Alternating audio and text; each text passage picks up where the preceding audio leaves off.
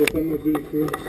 Ja, altså, der er ikke mere end sådan her. Hej YouTube. Inden vi starter, så vil jeg rigtig gerne give et shout-out til Hardball Pro Shop. Hardball Pro Shop, det er en internetforretning, der specialiserer sig i gasvåben. De sælger både våben, opgraderingsdel og taktisk udstyr, og så er det nogle rigtig dygtige mekanikere. Servicen, den er helt i top. Og hvis ikke de lige har det, du står og mangler, så kan du altid prøve at skrive til dem på deres Facebook, og så er jeg sikker på, at de vil prøve at hjælpe dig så godt som muligt. I videobeskrivelsen, der kan du finde et link til Hardball Pro Shops hjemmeside. Der kan du også finde en rabatkode, som du kan bruge hele juni måned. Det var lige en smule reklame for Hardball Pro Shop, som tak for en rigtig god service. Der var som altid en rigtig god stemning ude på Aarhus Hardballbane. Men mine våben, de ville desværre ikke, som jeg gerne ville. Min HK416, den havde hop-up-problemer. Ret store problemer faktisk. Og min MP9, den kunne ikke skyde fuldautomatisk, og jammede ofte på single. Hej med det, er du klar? Kom, vi starter om 30 sekunder. Det vil vi godt nå. Vi nåede det ikke. Men heldigvis så var det kun et spil ud af mange, som vi ikke nåede. Desværre så har jeg mistet en hel del film, så jeg har ikke ret meget at vise jer i den her omgang. Jeg har desværre også glemt at sætte mit geværkamera på, så jeg har kun film fra hjelmkameraet. Jeg håber ikke, det ødelægger hele oplevelsen, og jeg håber, at vi bliver ved med at besøge min YouTube-kanal. Det bliver bedre i næste film. Jeg kan se, hvad du mener. Anders har ikke spillet på banen ret meget før, så inden kampen den startede, så fortalte jeg ham, at jeg synes, vi skulle gøre stop her, i stedet for at løbe skråt over hele banen. Vil du derover eller hvad? Vil du stadig derovre? Ja.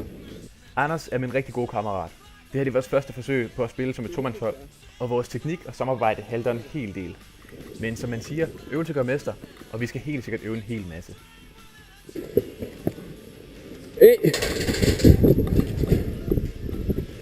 Løb. Husk kontegn og så videre. Jeg er bag dig. Kommunikation. Jeg siger alle de ting, fordi vi begge to glemmer det hele tiden. Jeg tænker, du kommer. Gå derovre så. Anders han skal gå lidt til højre, så jeg ikke går ind foran hans kuglebane. Og så tror jeg faktisk også, at han har et bedre overblik i højre side. Nu er jeg forrest, så nu skal jeg have overblikket. Derfor kan jeg godt tillade mig nu at gå ind foran hans kuglebane.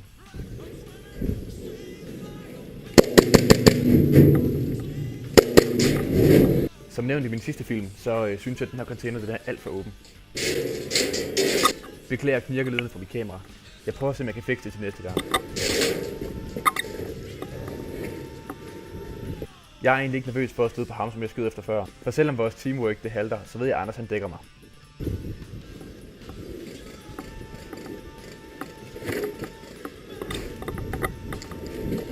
Mens Anders han kravler ud af containeren, så prøver jeg at dække alle sider.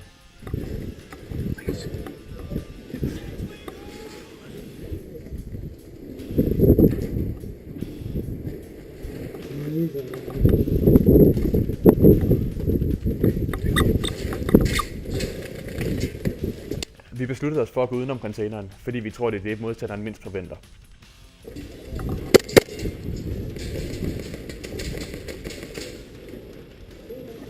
Nej.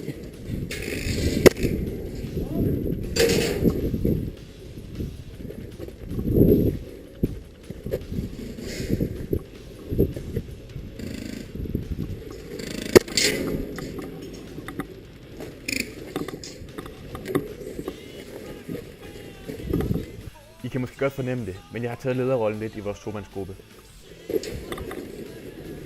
Om lidt vi kunne høre en af de defekter, som min MP9 den har. Den skød 2-skudsbøs til sidst.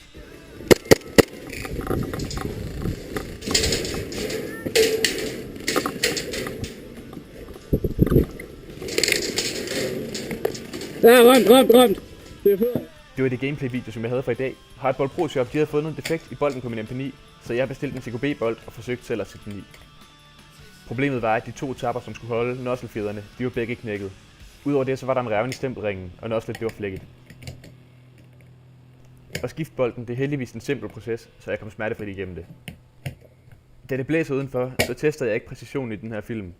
Jeg tester, om den kan skyde semi og skyde fuld, og så kronograferer jeg den. I næste film, der regner jeg med lidt mere og lidt bedre gameplay-video. Tusind tak, fordi I kiggede med.